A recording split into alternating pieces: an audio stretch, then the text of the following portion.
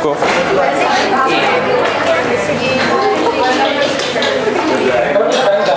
चलो गुरु बाय। चलो मैंने जाके मारना है।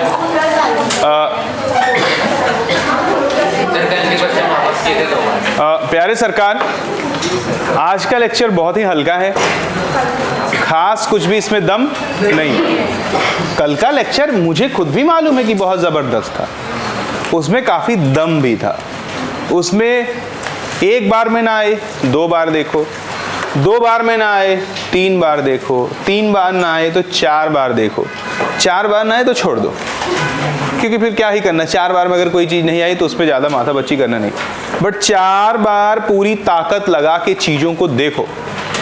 मेरे हिसाब से उसको मत छोड़ो, क्योंकि तुम्हें स्कोर करना है। तो चीज़ बहुत अच्छा लेक्चर था, कल पढ़ा के मुझे बहुत संतुष्टि सी लगी, मतलब उसमें नॉलेज छुपा हुआ है बहुत डेप्थनेस के साथ। आज का लेक्चर देखें कितना छोटा और आसान है। आपको चीज़ों को अच्छे से देखना है, रिस्पॉन्सिव रहना है और बताना है, खाली चुपचाप बैठे नहीं रहना है। प्यारे सरकार, पहला क्वेश्चन देखें अगर आप, तो पहले क्वेश्चन में आपसे लिख रहा है कि सबको नोट भी करते रहना है साथ साथ में, कि molecular weight of tribasic acid is W। Tribasic का मतलब मैं बता देता हूँ। जैसे अगर सरकार बातें ना करिए, HCl क्या देता है, H++Cl-। एक एचाइन दिया, इसे मोनोबेसिक कहते हैं। अगर मैं बात कर दूं H2SO4 के एक मॉलिक्यूल की, तो इसने 2 एचाइन दिया, इसको डायाबेसिक कहते हैं। अगर मैं बात कर दूं H3PO4 की, किसकी बात कर दूं, कहाँ हिली सीट, चूंचा। एक बार देखो सब कुछ फ्रेम में है ना, नहीं तो जरा सा डाइवर्जन चीज़ों को डिस्टर्ब करेगा। फ्रेम में है सब कुछ, ठीक है, थोड़ा सा सीरियस रहिएगा। और अगर मैं बात करता हूँ H3PO4 की, तो ये 3 मोल H आयन देगा और PO4 पे -3 देगा। जो 1 मोल H आयन रिलीज करे उसे मोनोबेसिक, जो 2 मोल H आयन रिलीज करे उसे डायाबेसिक, और जो 3 मोल H आयन रिलीज करे उसे ट्रायाबेसिक। डन। अब तुमको मालूम है कि किसी एसिड का जो वैलेंसी फैक्टर या एन फैक्टर अगर रिएक्शन नहीं दिया हुआ है तो सीधे सीधे उसके बेसिसिटी के बराबर होती है।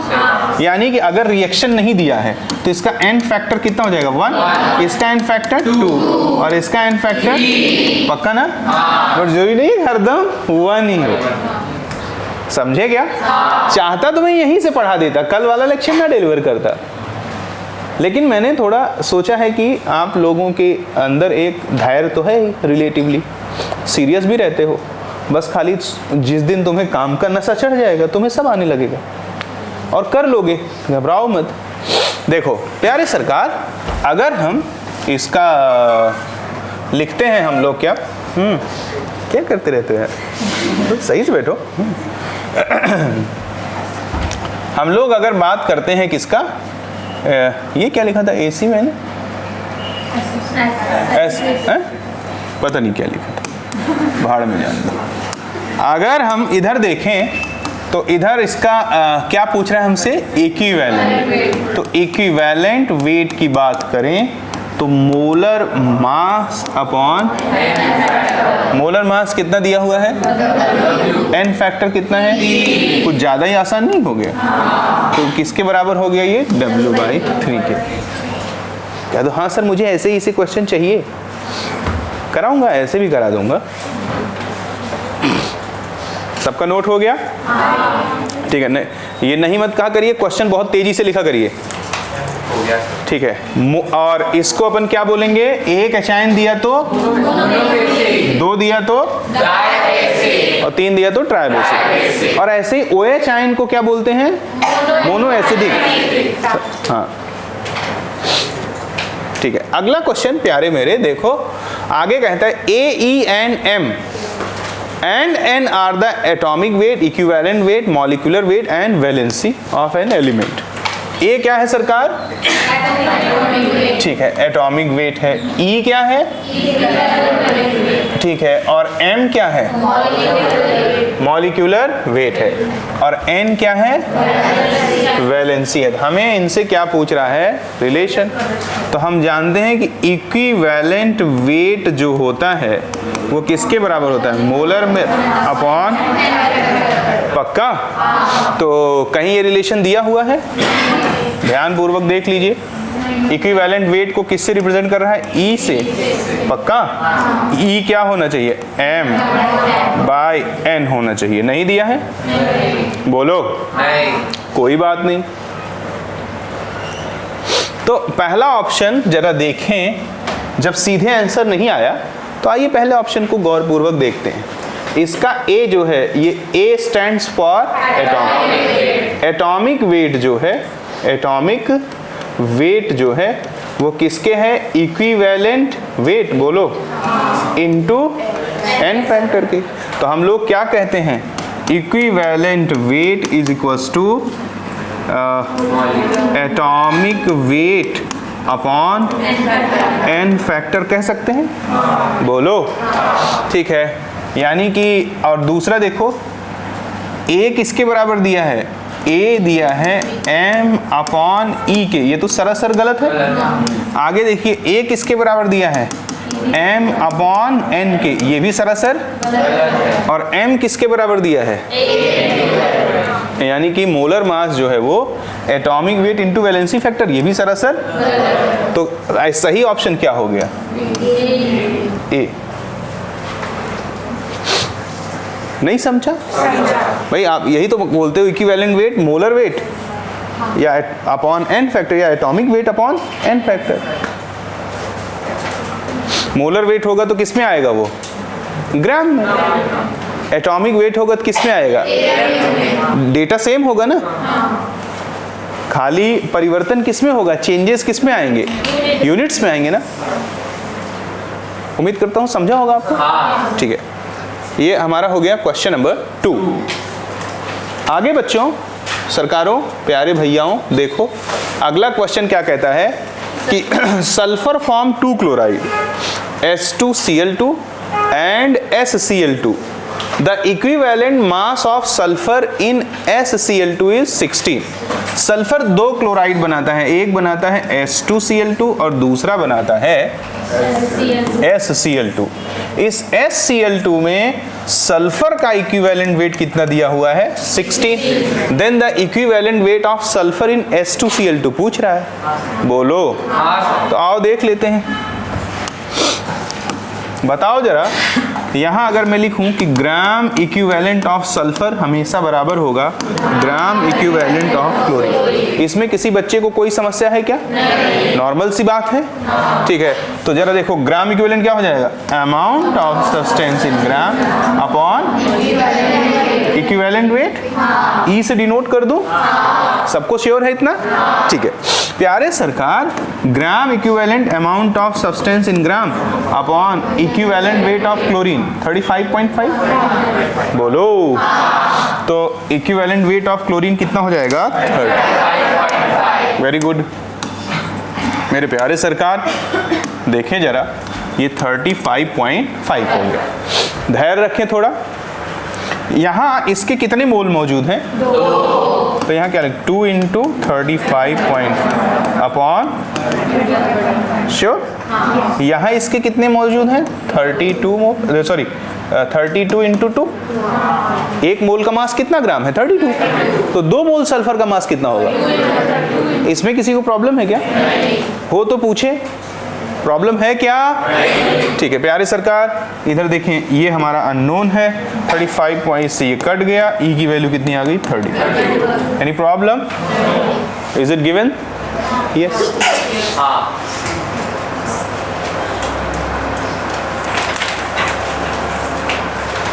समझा? दोबारा बता दूं?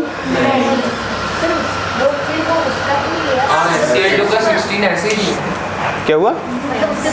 उससे क्या फर्क पड़ता है? एक ही एलिमेंट का अलग अलग जगहों पे इक्विवेलेंट वेट अलग अलग हो सकता है कि नहीं? उससे कोई रिलेशन नहीं।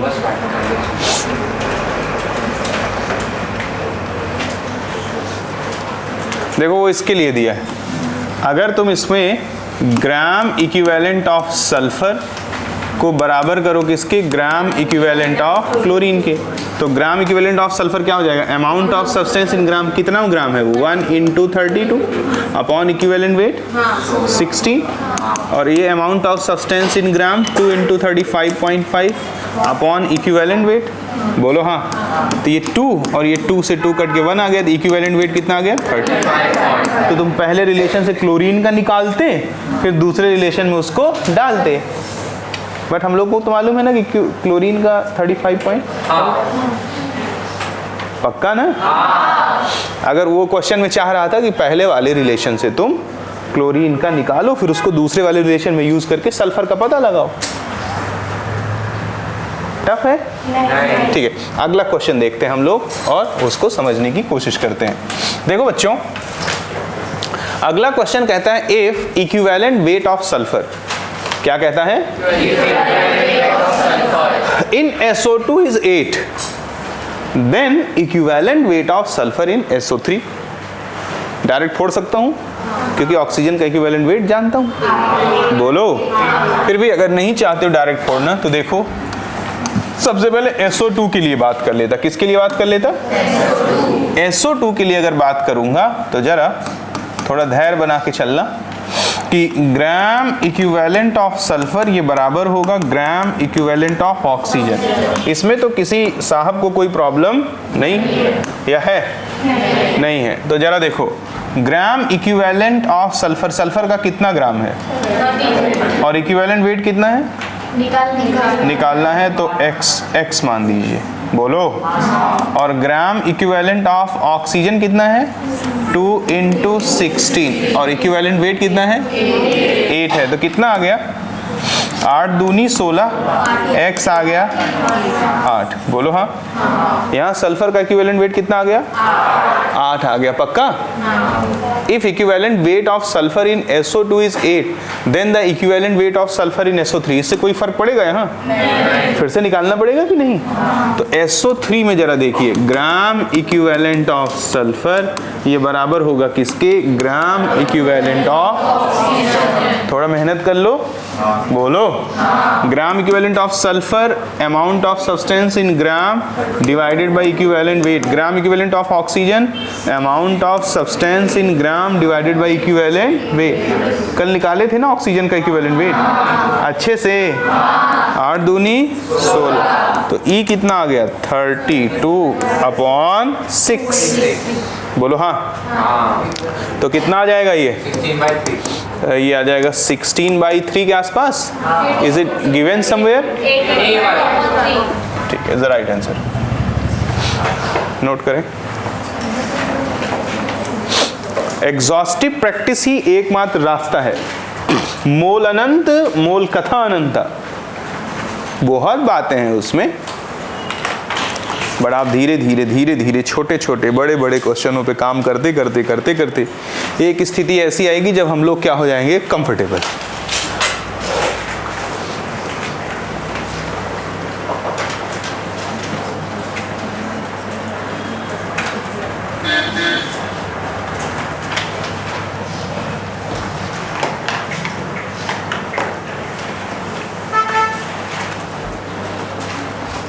नोट हो गया सबका? हाँ। सबका हो गया? हाँ। क्वेश्चन नंबर 5 कहता है which property of an element is not variable। चलो भाई चेतन भगत बताओ। Atomic weight, very good. Equivalent weight बदल जाता है? ओके।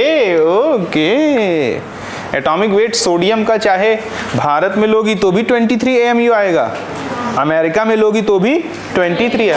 और एक देश है पाकिस्तान, कौन सा देश, वहाँ कुछ अलग हो सकता है, वहाँ का खेल अलग है। पाकिस्तान में भी वैसे 23 ही आएगा।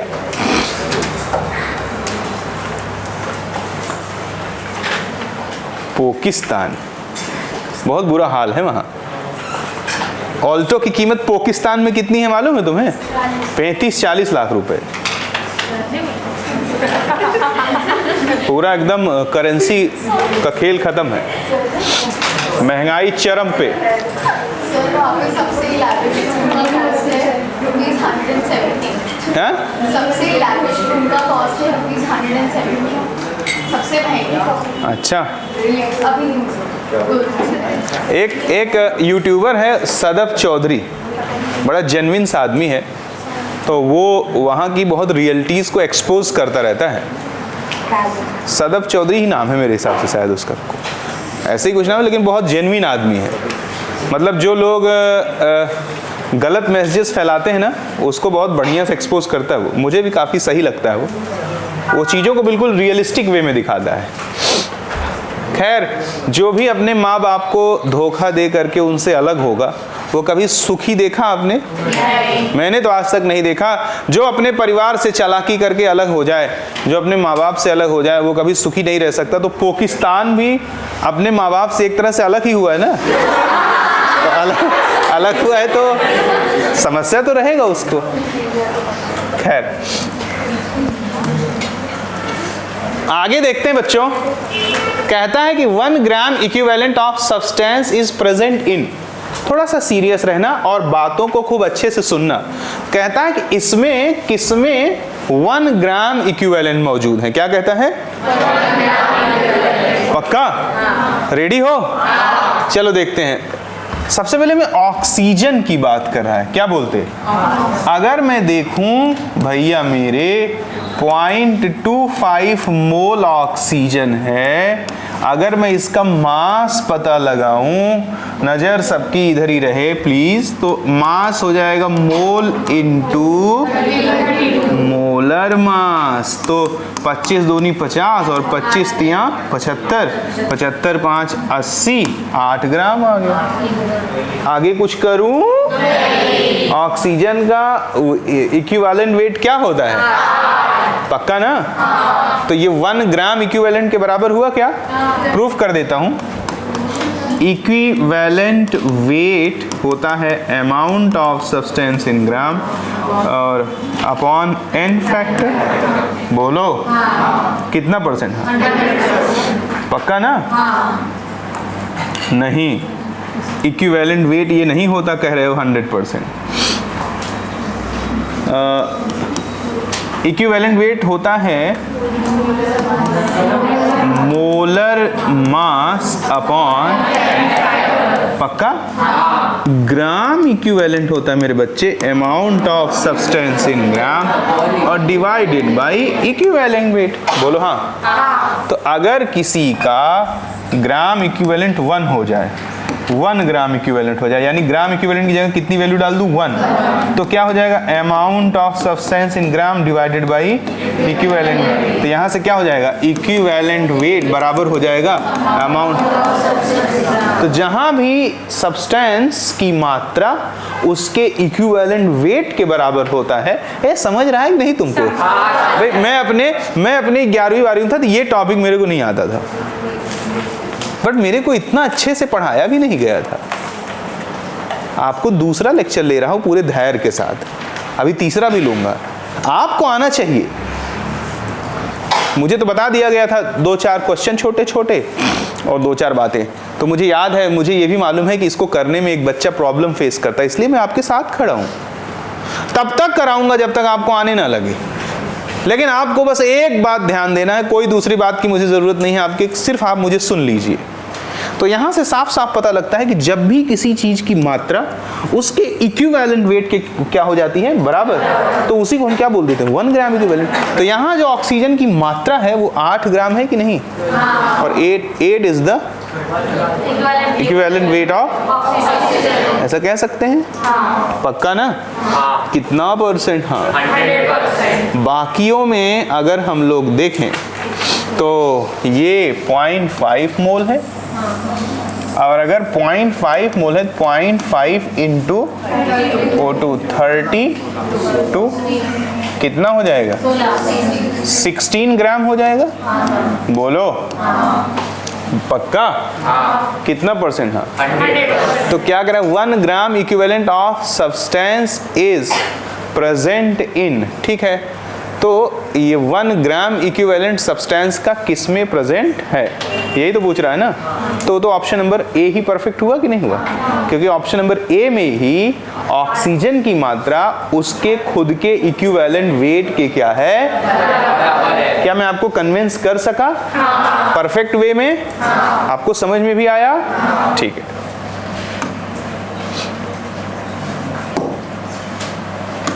अगला क्वेश्चन, कोयल पूछ लेना, रिलैक्स रहना, खूब मस्ती में बैठो सरकारों, रिलैक्स होके मस्ती में बैठो, प्रेशर मत लो। किसी भी क्वेश्चन को आप 3 बार पूछ सकते हो, बिल्कुल एकदम निश्चिंत रहो। आज का लेक्चर टू द नीट के पॉइंट ऑफ व्यू से है, कल का लेक्चर इस बात को ध्यान में रखते हुए भी था कि अगर उसने पेपर टफ बना दिया तो भी मेरे बच्चे सफर न करें। देखें इस क्वेश्चन को अगर आप लोग खूब गौर पूर्वक देखेंगे तो अच्छा क्वेश्चन है, बट मैं इसको फोड़ दूंगा बहुत आसानी से। देखें सबसे पहले प्यारे बच्चे देखो, कहता है 0.45 ग्राम ऑफ एसिड। एक एसिड दिया है श्रीमान जी, कोई दिक्कत है? नहीं। अच्छा नहीं बताओ, फील फ्री यार, वॉशरूम जाना है बे, किडनी में हार्ट अटैक हो जाएगा, भग जा भट से, जा चला जा। अनैच्छिक प्रक्रियाएं हैं ना, वो तो किसी को भी आ सकती ना, उसमें कोई वश थोड़ी चलता है। चले जाओ, टैंक खाली कराओ। अच्छा ठीक, इसका मतलब अभी शब्र है भाई। अरे बहुत, अभी मैं अपनी दादी को देखता हूँ, मेरी दादी 95 ईयर ओल्ड हैं और मेरे साथ ही रहती हैं, सेवा करता हूँ उनकी। ये सोच तो देखता कि बुढ़ापा कैसी चीज़ होती है। मेरी दादी जैसे उन्होंने मुझे आवाज़ मारा, मैं दौड़ के गया, उनके सीट्स लगाए, उनको फट से उठा के बैठाया। फिर भी टॉयलेट वगैरह अनैच्छिक प्रक्रियाएं हैं ना, कंट्रोल नहीं होता कई बार, बॉडी इतनी वीक हो जाती है शरीर की, जो एक पेशाब को रोकने की क्षमता है वो जवानी में ज़्यादा होती है, जैसे जैसे एज बढ़ती जाती कम हो जाती है। टॉयलेट हो जाता है उनको, जब उनको टॉयलेट हो जाता है तो बहुत, क्योंकि वो अपने टाइम की पढ़ी लिखी लेडी थी, उस ज़माने में 8वीं पास थी, तो और काफ़ी मेंटेन रहती हैं अभी भी, साफ़ सफाई से, बाल वाल सही करके। तो देखता हूँ वो एकदम से मतलब एम्बैरेसिंग फीलिंग आने लगती है उनको। तो मैंने उनको बोला, दादी आपके पास एक जवान पोता है, जहाँ मर्जी वहाँ टॉयलेट कर दो, मैं सब साफ़ कर डालूँगा, टेंशन न लो। मैंने देखा कि बुढ़ापा बड़ा डेंजरस होता है और उसमें जो है अगर अपने लोग सही ना हो तो बड़ी समस्या हो जाती है। और सबको अपने घर के वृद्ध लोगों की पूरी भरपूर सेवा करनी चाहिए, मुझे तो ऐसा मेरे को लगता है, क्योंकि दुनिया में बहुत सारे काम ऐसे होते हैं जो परिश्रम से नहीं होते हैं, जिनके पीछे सीधे परमात्मा का क्या लगता है, सहयोग। और परमात्मा का सहयोग उन्हीं के लिए मिल सकता है सिर्फ और सिर्फ जो अपनों के लिए और साथ साथ गैरों के लिए एक सम्मान की भावना दिल में रखते हो। नहीं तो परमात्मा का सहयोग मिलता नहीं। इसलिए आप देखते होंगे बहुत मेहनत करने वाले ऐसे लोग हैं जो आपको असफल भी मिलेंगे, मेहनत बहुत करते हैं बट असफल रहते हैं, क्योंकि उनके हृदय में दूसरों के प्रति उतना प्रेम और सम्मान भरा नहीं। तो जितना प्रेम और सम्मान आपके पास दूसरों के प्रति होगा, उतना भयंकर तरीके से ये माँ प्रकृति आपके लिए सारी चीज़ें खोल देगी, हर दरवाज़ा खोल देगी, आसान करती चली जाएगी। याद रख लेना ये बात। आगे कहता है 0.45 ग्राम ऑफ एसिड है, was exactly neutralized by 20 ml of 0.5 normal NaOH। तो हमसे बेसिसिटी ऑफ एसिड पूछ रहा है, एन फैक्टर पूछ रहा है। चलो कोई बात नहीं, मैं कुछ नहीं जानता, बट मैं एक बात जानता हूं कि ग्राम इक्विवेलेंट ऑफ एसिड बराबर होता है ग्राम इक्विवेलेंट ऑफ बी। तो मेरे भैया ग्राम इक्विवेलेंट नॉर्मेलिटी दी हुई है और V in ml दिया हुआ है। तो जरा मुझे बताएं कि normality into V in ml कर दूंगा तो क्या मिल जाएगा, milligram. But I am interested for gram equivalent. तो normality into V in litre कर दोगे तो क्या मिल जाएगा, बेस की नॉर्मेलिटी कितनी है, 5 है कि 0.5 है, और वॉल्यूम कितना है 20 ml को लीटर में बदलना है। 1000 से डिवाइड कर दूंगा, 1000 से डिवाइड करते ही ये ml किस में कन्वर्ट हो जाएगा? पक्का ना? और जैसे ये लीटर में कन्वर्ट हो जाएगा भैया मेरे, तो ये क्या दे देगा? ग्राम इक्विवेलेंट। तो ग्राम इक्विवेलेंट ऑफ बेस किसके बराबर है? ग्राम इक्विवेलेंट ऑफ। तो एसिड का तुम्हें क्या दिया है? अमाउंट। तो ग्राम इक्विवेलेंट क्या हो जाएगा? Amount of substance in gram divided by equivalent weight. Amount of substance in gram कितना? 0.45। इक्विवेलेंट वेट नहीं मालूम है, मॉलिक्यूलर वेट मालूम है 90 अपॉन वैलेंसी फैक्टर, तो ऊपर चला जाएगा, एन फैक्टर आ जाएगा 0.5 इंटू 20 अपॉन 1000। एक जीरो से कट गया, 20 पंचे 100, 5 से 5 कट गया, 0.1 आ गया। हाँ या ना? अब आगे देखो, ये 0.5 है, काट दिए, डबल जीरो हो गया, 45 दूनी 90 हो गया। बोलो हाँ, कितना परसेंट? हाँ, तो यहाँ अगर सही किया ना मैंने? पक्का? नहीं, ये 90 था ना, तो 2 जीरो यहाँ बढ़ा, 45 दूनी क्या हो गया? 45 यानी 200 आ रहा है ना एन फैक्टर। तो एन फैक्टर नीचे कितना आ गया? 200। और यहाँ पे कितना है ये? मैंने कुछ गड़बड़ तो नहीं किया? हाँ, 50 आएगा ये। ये एक जीरो कर दिया, 50 आ जाएगा, तो 0.01 आ जाएगा। बिल्कुल सही। तो हमारा एन फैक्टर कितना आ गया? 2 दिया है कि नहीं? वही करेक्ट है। कोई समस्या हुई क्या?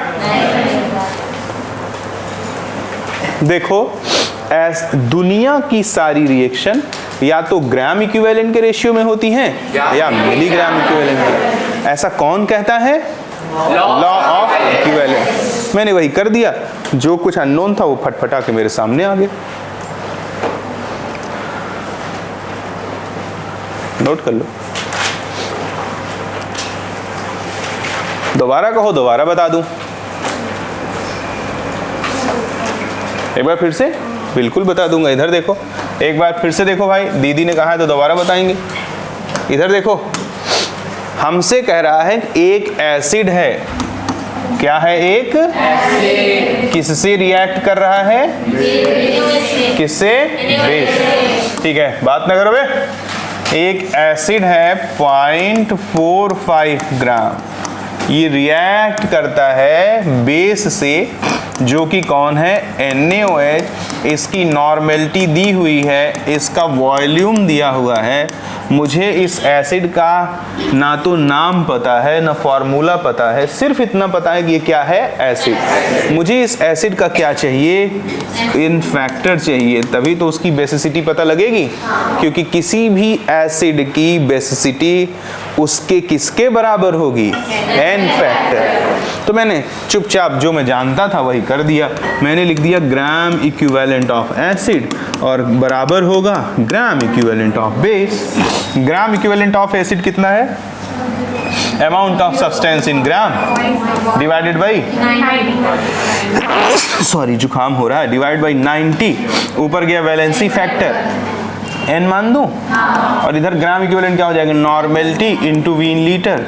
वी ml में दिया है, 1000 से डिवाइड कर दिया, लीटर में आ गया। कोई तकलीफ सरकार आपको? बोलो बोलो, पूछो पूछो।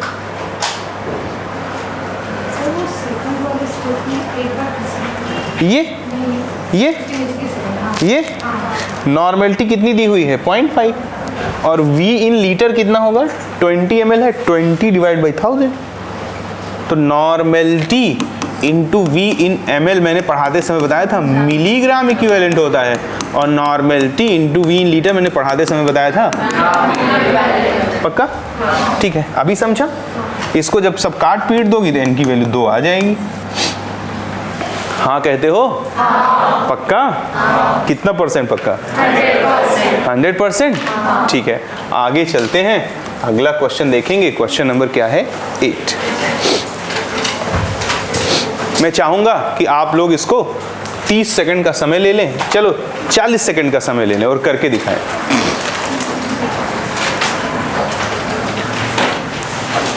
थोड़ा स्पीड को मेंटेन करने की कोशिश करिएगा।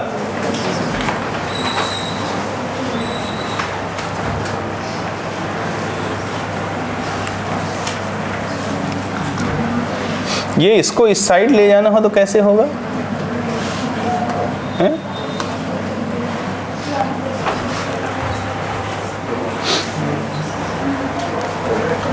तो ऐसे ले जा देता, अब तो होगा ना 25। कितने लोग आंसर है? हैंड रेज करिए। अरे बड़े कम लोग हाथ उठाएं। मुस्कान आया सरकार, दीदी आ गया, गुड। देखिए 0.5 ग्राम किसका है? किसका भैया? 0.5 ग्राम ऑफ बेस। सॉरी अबे आगे बढ़ रहा क्या? ठीक है, देखिए सरकार 0.5 ग्राम हमको किसका है? Was completely neutralise by 100 ml of 0.2 normal acid. Equivalent weight of base पूछ रहा है तो चुपचाप वही कर दो, gram equivalent of acid is equals to gram equivalent of base. तो ग्राम इक्विवेलेंट ऑफ एसिड कितना हो जाएगा? नॉर्मेलिटी है 0.2 और V इन लीटर कितना हो जाएगा? 0.1। ये सबको समझा या बताऊं? देखो बेटा, नॉर्मेलिटी कितना है सरकार? 0.2 और V इन ml कितना है? 100। इसको अगर लीटर में बदलोगे तो 1000 से डिवाइड करोगे कितना हो जाएगा? 0.1। तो normality into V in litre सदैव क्या देता है? Gram equivalent. नहीं समझा? पीछे नॉर्मेलिटी पढ़ाया हूं ना, 1 घंटे का रिकॉर्डेड सेशन खाली नॉर्मेलिटी मिल जाएगा। तो आप उन सब चीज़ों को जानते हैं ना, ठीक है। तो इधर देखिए, और बेस का क्या हो जाएगा? Amount of substance in gram. Direct लिख दूं क्या? डायरेक्ट लिख देता, लो। Amount of substance in gram कितना है बच्चा? 0.5, ठीक है, डिवाइडेड बाई, यही पता लगाना है। तो E कितना हो जाएगा चंचल? 5 डिवाइड बाई 0.2। अरे 0.1 से डेसिमल काट दिया, इसको काट के इसको 0 कर दिया, इसे 25 आ गया। ये कौन सा बहुत बड़ा क्वेश्चन है? सड़ैला क्वेश्चन है कि नहीं? ये मत कहना मेरे को इसी मजा आता है। ये है एवरेज क्वेश्चन है, पर प्रैक्टिस में सबका रोल होता है। प्रैक्टिस में कैसे अप्रोच होता है, कैसे धीरे धीरे चीज़ें जानी जाती हैं, सभी क्वेश्चंस का रोल होता है। अब कल एक लेक्चर और डिलीवर करूंगा, 3 लेक्चर ज़्यादा नहीं लेता मैं इक्विवेलेंट वेट पे, और उसमें मैं तुम्हें K2CR2O7 और KMnO4 की प्रॉपर्टी, वो कल का लेक्चर थोड़ा स्मार्ट होगा, उसको मिस मत करना। उसके बाद सोल्यूशन नहीं, भी वो थोड़े लॉज वगैरह हैं।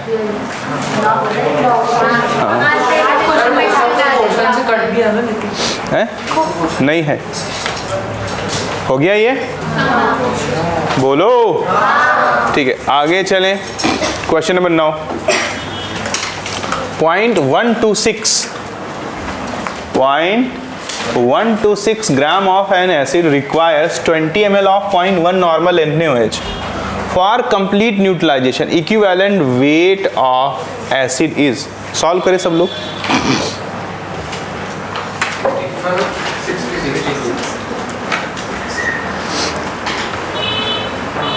सब लोग करिए, कोई बात नहीं, जिनका तुरंत आ गया अच्छी बात है।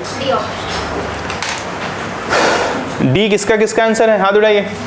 1 2 3 4 5 6 7 8, बस 8 लोग।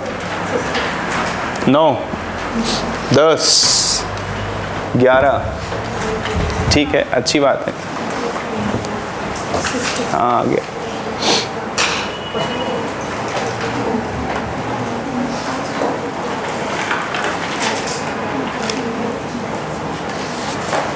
Last 30 second.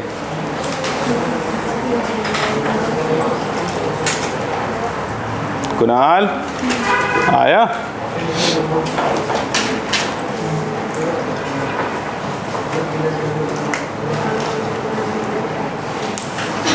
चलो भाई इधर देखो सरकार, देखिए कहता है एसिड का कितना ग्राम है? 0.126 ग्राम है, ठीक है। ये कंप्लीट न्यूट्रलाइजेशन के लिए कितना डिमांड करता है बेस का? 20 ml एंड 0.1 नॉर्मल। ठीक है, इधर देखिए, ध्यान से समझिए। अगर हम लोग कहें कि ग्राम इक्विवेलेंट ऑफ एसिड बराबर होगा ग्राम इक्विवेलेंट ऑफ बेस के, आप एग्री करोगे? चलो ठीक है, तो ग्राम इक्विवेलेंट क्या हो जाएगा? Amount of substance in gram divided by equivalent wait. और ग्राम इक्विवेलेंट ऑफ एसिड की बेस कितना हो जाएगा? 20 ml है, 1000 से डिवाइड कर दो, लीटर हो गया, इंटू 0.1 कर दो, इसको काट दो, एक जीरो और बढ़ा दो, इसको काट दिया, बोलो हाँ, और फिर इसको काट दिया तो कितना आ गया? 0.126 अपॉन ई, ये 1/500 आ गया, बोलो हाँ। तो इक्विवेलेंट वेट के लिए क्रॉस मल्टीप्लाई कर दो, 00 हो गया, 5 6 30, 5 दूनी 10 और 10 और 3 13, 5 1 5, 1 6, 3 डिजिट पे डेसिमल लगा दो, 63 दिया है क्या? 63 इज द राइट आंसर। और बहुत सारे लोगों का 63 आया भी है, जो इस बात का प्रमाण है कि थोड़ी थोड़ी बात बन रही है, बन रही है। आ गया सरकार? ठीक है,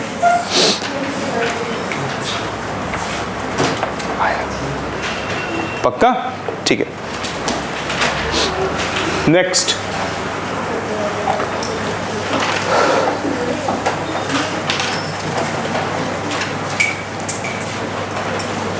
ये तो बहुत ही आसान है, करो जल्दी से।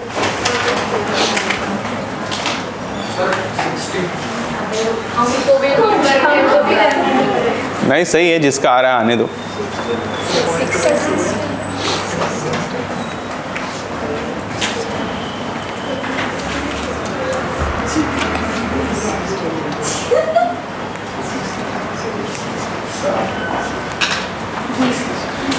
दो कितना? 2 ग्राम है ना बेस का, तो ग्राम इक्विवेलेंट ऑफ बेस ये बराबर होगा ग्राम इक्विवेलेंट ऑफ एसिड।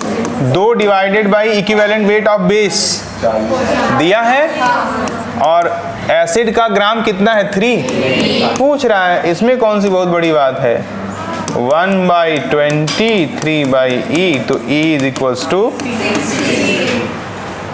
कह दो वाह सर, कल क्या हो गया था आपको?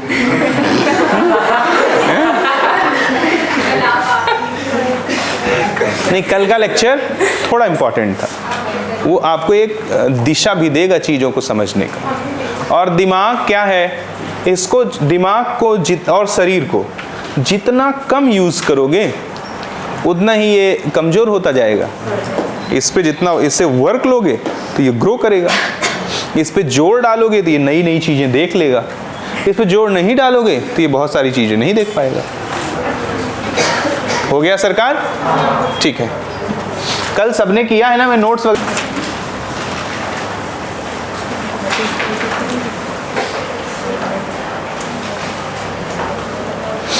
50 सेकंड है आपके पास।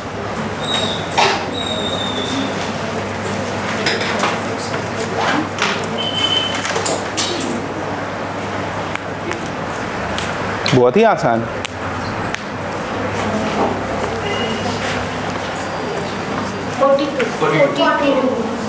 सबके इधर देखो, मेटल कार्बोनेट है ना, और ये किससे रिएक्ट कर रहा है? H2SO4 से। इधर देखो, ग्राम equivalent of metal carbonate, metal carbonate का शॉर्ट में MC लिख दे रहा, और ग्राम इक्विवेलेंट ऑफ एसिड, ये आपस में क्या होंगे? बराबर। मेटल कार्बोनेट का ग्राम इक्विवेलेंट क्या हो जाएगा? Amount of substance in gram divided by equivalent wait. और यहाँ अगर हम एसिड की बात करें तो इसका ग्राम इक्विवेलेंट क्या हो जाएगा? नॉर्मेलिटी कितना है? Into 40 upon 1000। ये 0 0 कट गया और ये कट गया, 4 1 के 4, 4 5 में 100, बोलो हाँ। तो यहाँ इक्विवेलेंट वेट कितना आ गया? 0.84 मल्टीप्लाइड बाई 50, 0 5 का 20 और 5 8 40 और 2 42, 42, 2 डिजिट पे डेसिमल मार दो, 42 आ गया। सबका आंसर 42 है? बहुत कठिन है? पक्का? ठीक है।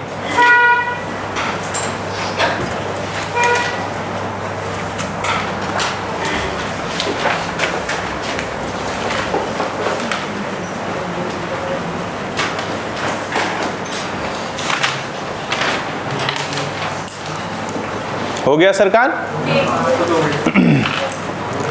और हर क्वेश्चन में थोड़ा सावधानी से चीजों को ऑब्जर्व भी करते रहो, नहीं तो हर क्वेश्चन में दिक्कत आए, हर क्वेश्चन में दिक्कत आए।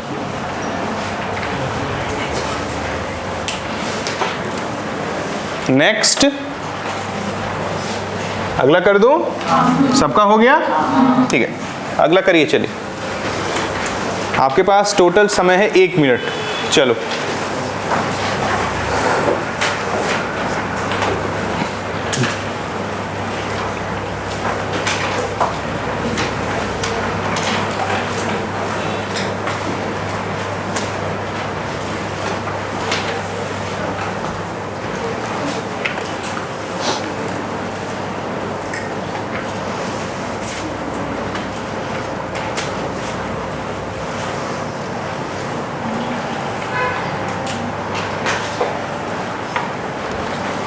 ब्रोमीन का इक्विवेलेंट वेट अगर मालूम नहीं तो जान नहीं सकते क्या?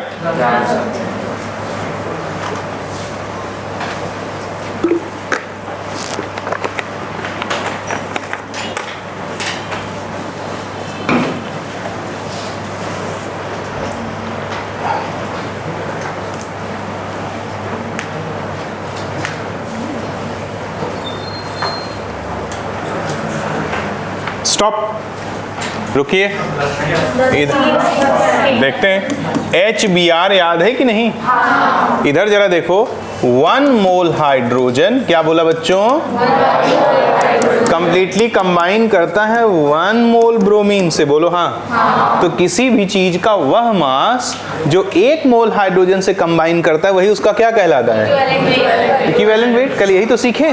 तो 1 मोल का मास कितना हो जाएगा? 1 इंटू मोलर मास 80 ग्राम हो जाएगा कि नहीं? This one is the equivalent weight of bromine. अगर डायरेक्ट नहीं दिया है तो सरकार निकाल नहीं देंगे, निकाल देंगे। आगे कहता है 1 ग्राम ऑफ मेटल कंबाइंड विद इतने ग्राम ऑफ ब्रोमीन, तो हमें क्या कह रहा है? Equivalent wait. ठीक है, तो ग्राम इक्विवेलेंट ऑफ मेटल बराबर हो जाएगा gram equivalent of bromine. Gram, one amount of substance in gram कितना दिया है? 1 डिवाइड बाई इक्विवेलेंट वेट कितना मान दो? E। और इसका amount of substance in gram कितना दिया? 8.89 डिवाइडेड बाई 80, तो E नहीं आ जाएगा? E कितना हो जाएगा? 80 डिवाइडेड बाई 8.89, 10 से जस्ट छोटा।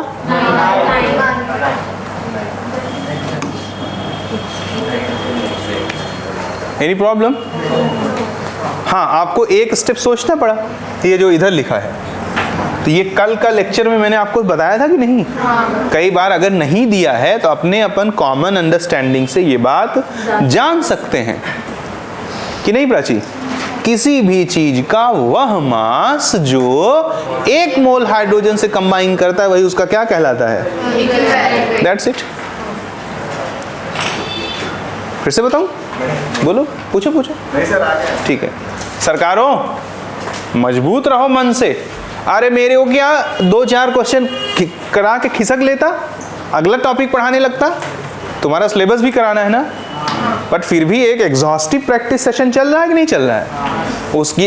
इसीलिए आपको जो भी समस्याएं हैं वो इतना कर लो कि यही क्लास में ही 99% चीजें दूर हो जाए। बाकी रिविजनल प्रॉब्लम जो रहे वो घर पे कर लो। यहाँ अगर सीरियस रहोगे, ये सोच के बैठोगे कि 100% अटेंशन से बैठना है, तो घर का काम, होमवर्क मिनिमाइज करना है, तो तुम्हारे पास सिर्फ एक रास्ता है।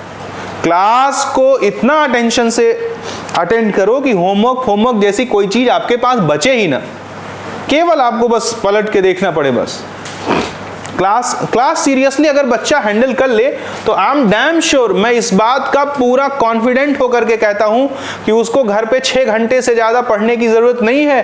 वो नीट का एग्जाम हो या जेई का एग्जाम हो, मतलब क्लास को सीरियस अटेंड करे भाई, पूरा एकदम फुल अटेंशन के साथ। 100% इफिशियंसी ये बात डिसाइड करती है कि हम चीजों को कितना बेहतर तरीके से गेन कर रहे हैं। जब तक पूरी इफिशियंसी आप क्लास में यूज नहीं करेंगे तब तक आपको हमेशा थोड़ी थोड़ी प्रॉब्लम आती रहेगी। तो मेरे प्यारे सरकार, आगे देखते हैं अगला क्वेश्चन क्या है। अगला क्वेश्चन है क्वेश्चन नंबर 14। क्वेश्चन नंबर 14 क्या कहता है भगवान जाने, तुम सॉल्व करो। 0.84 ग्राम of metal hydride contains 0.04 gram of hydrogen. The equivalent weight of the metal is 42 नहीं 42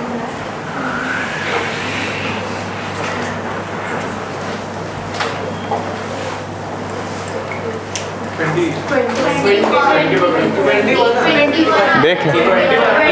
हाँ हाँ हाँ ठीक है ठीक है। 0.84 gram of metal hydride contains 0.04 gram of hydrogen. ठीक है, तो gram equivalent of metal is equals to gram equivalent of hydrogen. Metal hydride कितने ग्राम है? 0.84 में से 0.04 घटा दोगे तो 0.80 बचेगा ना, यानी हाइड्रोजन घटा दिए तो मेटल बचा ना। तो amount of substance in gram divided by equivalent weight, amount of substance in gram divided by equivalent wait. Metal का मास कितना है? 0.80 और अपॉन ई, और हाइड्रोजन का मास कितना है? और ई जानते ही हो कितना होता है, 1। हाँ चक्कर आ गया। हाइड्रोजन का तो इक्विवेलेंट वेट 2 होता है ना। हाँ बेटा,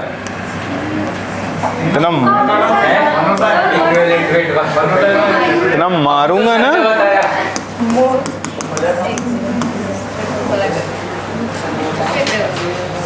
हाँ ऊपर वाला स्टेप कौन सा? ये। अरे भाई मेरे को मेटल हाइड्राइड का वजन दिया है और उसमें कितना हाइड्रोजन है ये पता है, तो कितना मेटल है ये नहीं पता लगा लूंगा। मेरे पास टोटल 100 रुपए थे और उसमें से 80 रुपए 20-20 के नोट थे और बाकी 10-10 के नोट थे। तो कितने 10 के नोट कैसे जान लिए तुम? माइनस करके ना। तो मेटल हाइड्राइड का कुल वजन दिया है और उसमें हमको हाइड्रोजन का वजन, हाइड्राइड आयन का वजन सब्सट्रैक्ट कर देंगे तो किसका वजन आ जाएगा? मेटल का।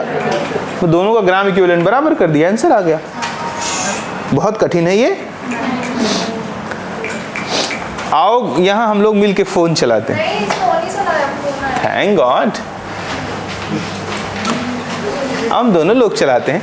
तुम लोग उधर से इंस्टा खोलो, मैं इधर से हेलो बच्चों। तो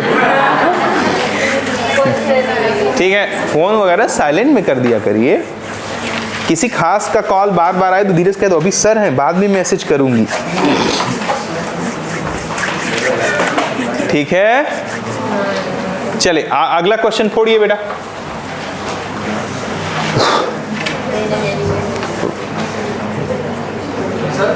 बात ना करें, बात मत करिए। भाई ने आंसर किया 32, बाकी लोग करें।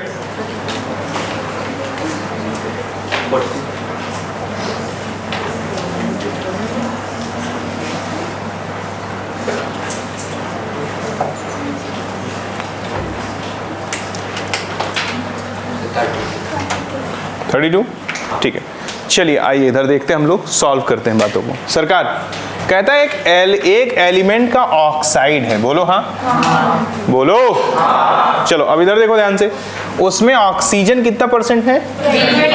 तो 80% कौन है? पक्का ना? यानी कि अगर मैं 100 ग्राम ले लूं मेटल ऑक्साइड का तो 80 ग्राम कौन है और 20 ग्राम कौन है? Any problem? ठीक है, अब मुझे एक चीज तो मालूम ही है कि ग्राम इक्विवेलेंट ऑफ मेटल बराबर करना पड़ेगा ग्राम इक्विवेलेंट ऑफ ऑक्सीजन। तो ग्राम इक्विवेलेंट ऑफ मेटल कितना हो गया? 80 डिवाइड बाई ई, बोलो हाँ। और ग्राम equivalent of oxygen 20 divide by 8, ई पूछ रहा है तो 20 चौका 80 और 8 चौका 32, 32 इज द राइट आंसर।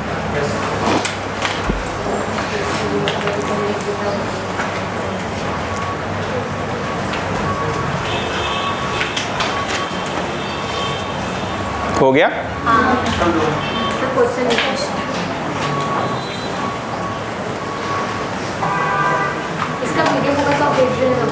भेज देंगे। अभी पूरा ध्यान सॉल्व करने पे लगाएं, बाकी चीजों के बारे में अपन आराम से बात कर लेंगे। श्रीमान जी हो गया? अगले पे चलूं? ठीक है, सॉल्व करिए।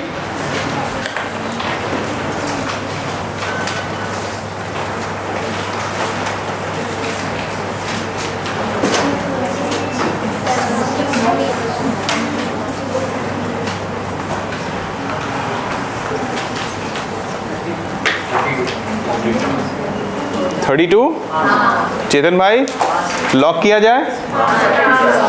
ठीक, आने लगा, बहुत सारे लोग फटाफट जवाब दे रहे हैं। पहले भी तो इक्विवेलेंट वेट पढ़े होगे, जहाँ जहाँ 11वीं 12वीं पढ़े होगे। कहाँ पढ़ी थी 11वीं में? तो पुराना नोट्स है कि नहीं? लेकिन ऐसा नहीं पढ़ा। क्या पढ़ाया गया था इक्विवेलेंट? हाँ,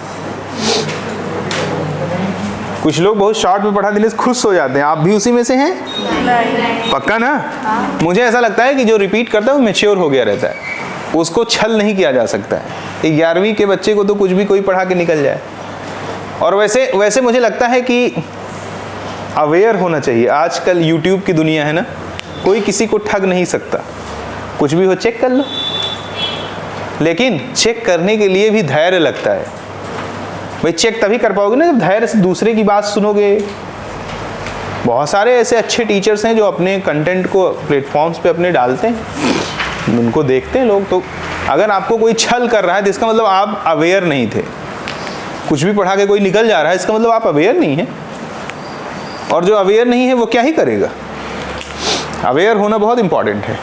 तो आप कोई भी कंटेंट में पढ़ाऊँ तो उसको भी क्रॉस चेक कर लिया करिए। देखें, आयरन किसको डिस्प्लेस कर रहा है? तो मैं कुछ नहीं देख रहा हूँ, मैं सीधे लिख दे रहा हूँ ग्राम इक्विवेलेंट ऑफ आयरन बराबर होगा ग्राम इक्विवेलेंट ऑफ कॉपर के। कितना ग्राम है आयरन का? 2.8। और इक्विवेलेंट वेट पूछ रहा है कि दिया है? दिया है तो 28। और ग्राम इक्विवेलेंट ऑफ कॉपर कितना ग्राम है? इक्विवेलेंट वेट पूछ रहा है। इसको काटे कितना हो गया? 10। और 10 उधर मल्टीप्लाई कर दिए 32 हो गया। इतना आसान।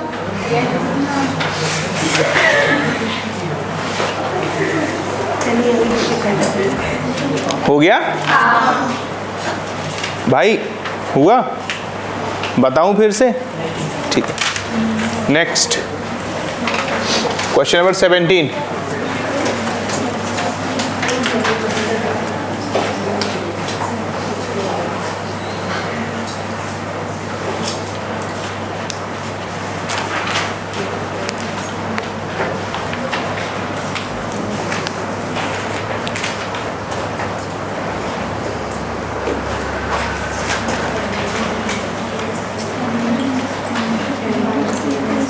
अच्छा, मैंने देखा कुछ लोग हैं जो आपस में बात करते हैं। ये थोड़ी मतलब अच्छी हैबिट नहीं होती है। आप अपना करिए। कहीं मैं भी ना कर पा रहा हूँ तो ऐसी स्थिति में आप आपस में बात करिए, चलो सर को बता देते हैं, चलो सर को सिखा देते हैं। अब मैं जब बता रहा हूँ तो कम से कम मेरी बात सुनो ध्यान से। आप शाबाश। इधर देखें, M1 gram of a metal A। एक मेटल है जिसका M1 ग्राम है, बोलो। दूसरे मेटल B के M2 ग्राम को डिस्प्लेस कर देता है, बोलो। इसका इक्विवेलेंट वेट कितना है? E2 है। बदमाश है वो। और इसका कितना है? नहीं तो इवन E2 कर दो, मतलब सब आता रहेगा फिर भी आंसर गलत हो जाएगा। तो यहां से हमसे क्या पूछ रहा है? किसका? Then the equivalent weight of A, यानी E2 पूछ रहा है। तो E2 हो जाएगा M1 upon M2 into E1। किसका? M2 अपॉन M1, किसका M2 upon M1 into E1 आया है? किसी का आया था क्या? Thank God. जैसे कल एक क्वेश्चन कराया था, एक में था ऑप्शन M/2M, एक में था MM/2। तो जब ऐसे क्वेश्चन आ जाए ना तो वहां बिल्कुल सावधान हो जाओ। बिल्कुल तुम्हें जो आंसर लग रहा है सही है, बिना वेरीफाई किए उसको मत करो। आपका नाम प्रभात है? आपका क्या नाम है आपका? तुषार। हाँ सॉरी, तुषार। तुषार भाई इतने सीधे क्यों हो आप? सच में इतने सीधे हो जितने दिखते हो? नहीं, अच्छे इंसान है, जेंटल लोग हैं। प्रभात कौन आपका नाम है? प्रबुद्ध। अरे सुषमा दीदी नाम है तुम्हारा यार।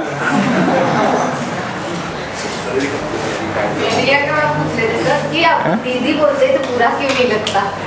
किसको? प्रियंका ने मुझे बैठा के पूछे थे कि आपको दीदी लगते तो थोड़ा सा भी हट नहीं होता।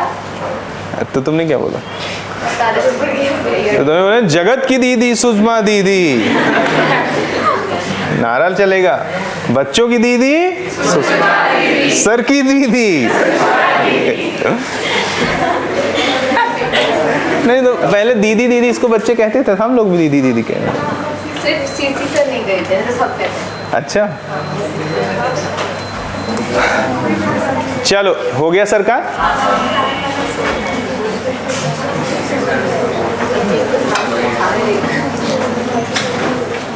कुछ लोगों को बुरा भी लगता है। लॉकडाउन में एक पुराने बच्चे के रेफरेंस से एक ऑनलाइन एक लड़की पढ़ती थी, तो उसका सरनेम शुक्ला था, तो मैं शुक्ला जी कह देता था। तो उसने एक दिन मेरे को मैसेज किया कि सर आप मेरे को क्लास में शुक्ला जी मत कहा करिए। मैंने कहा क्यों रे, क्यों ना कहूँ?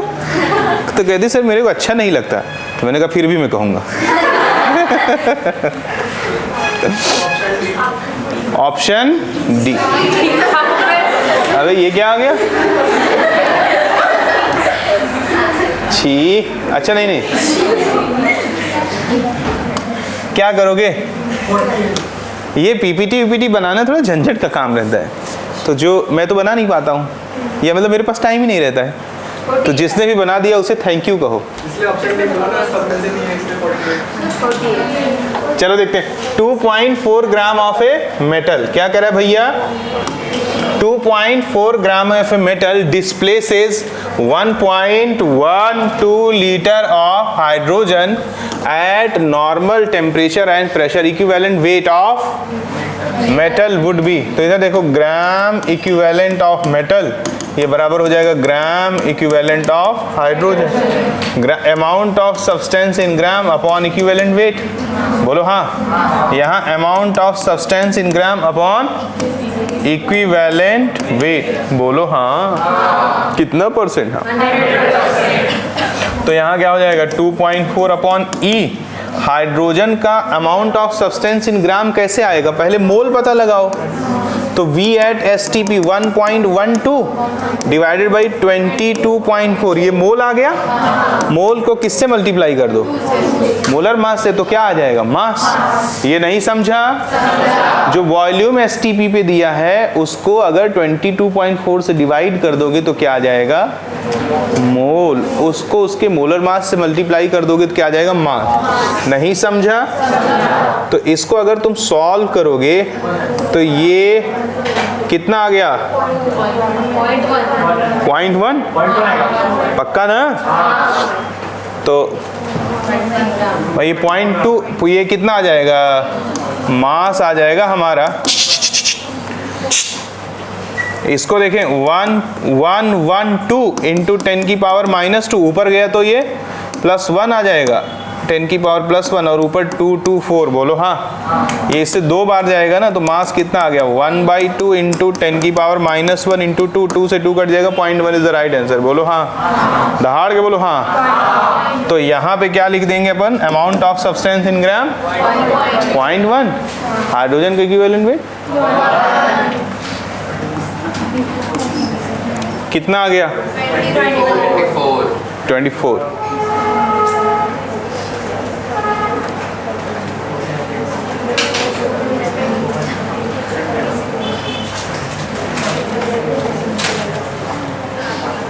दिक्कत हुई कहीं?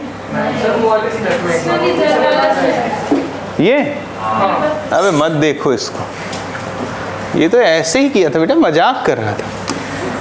इसमें क्या दिक्कत है रे? वॉल्यूम दिया है STP में, मेथड 3 लगा के मोल निकाल दे भाई, और उसके बाद मोलर मास से मल्टीप्लाई करके मास निकाल दे।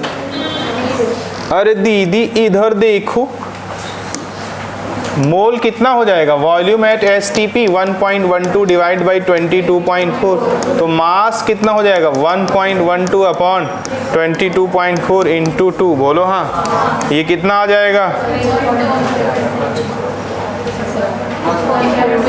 1 अपॉन कितना आ जाएगा?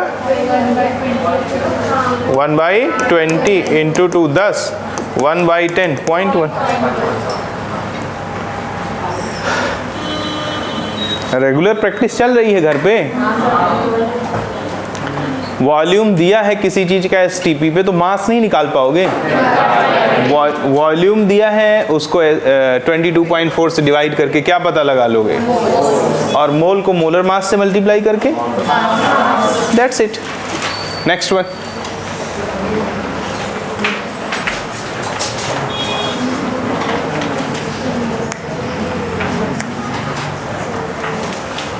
अगला क्वेश्चन करें।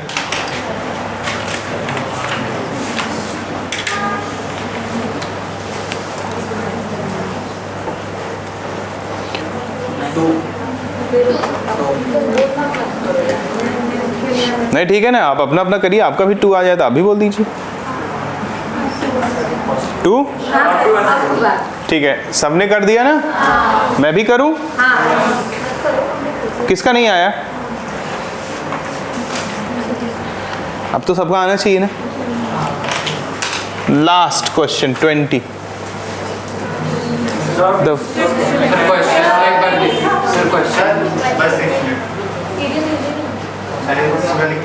रुको तो, ये हो गया। 20 कर दोगे? बोलो जरा। The weight of 2 element which combine with one another are in the ratio of equivalent weight. बोलो। पक्का? ठीक है, आज के लिए 20 क्वेश्चन बहुत है। नहीं नहीं, अभी फोटो निकाल दो।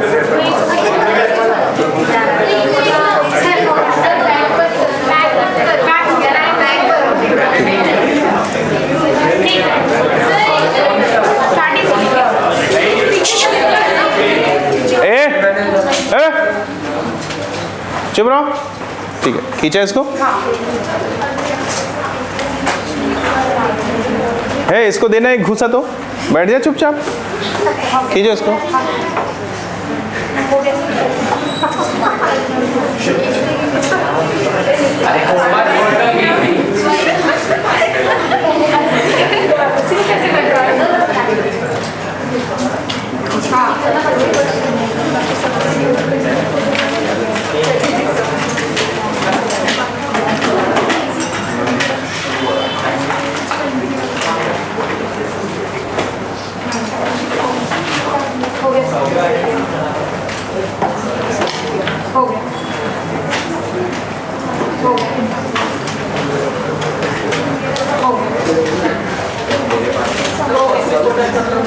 रुक जा बेटा, रुक जा।